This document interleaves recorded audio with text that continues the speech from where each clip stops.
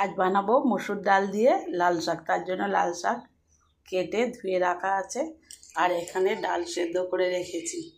এবার কড়াই দিয়ে দেব কালো জিরে,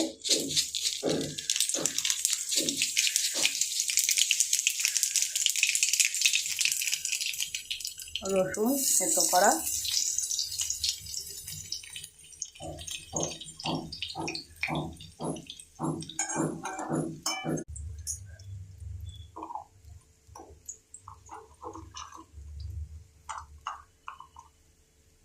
আর দেব কাঁচা লঙ্কা কুচি,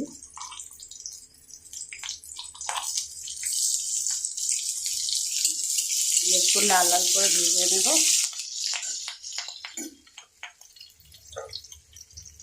আর দেব পেঁয়াজ কুচি।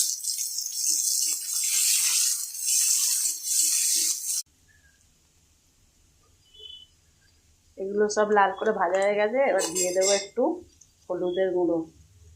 হলুদটা এই সময় দিতে হবে।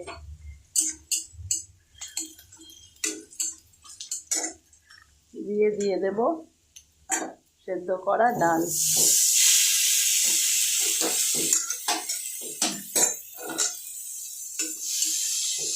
ভালো করে একটু নেড়ে চেড়ে নেব।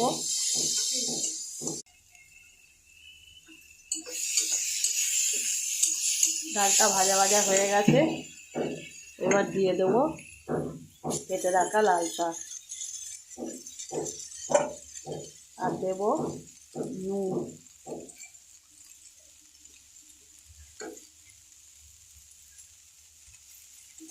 দিয়ে একটু ঢাকনা চাপা দিয়ে দেব।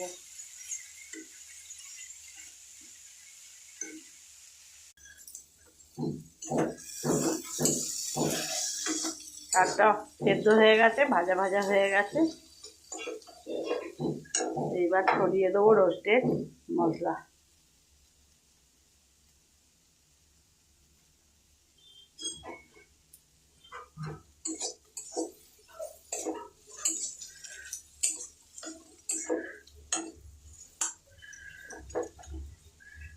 রেডি হয়ে গেল মসুর ডাল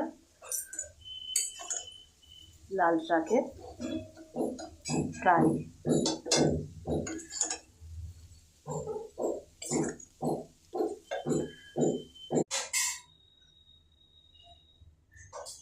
এটা কিন্তু শুকনো ভাত দিয়ে খেতে দুর্দান্ত হয়।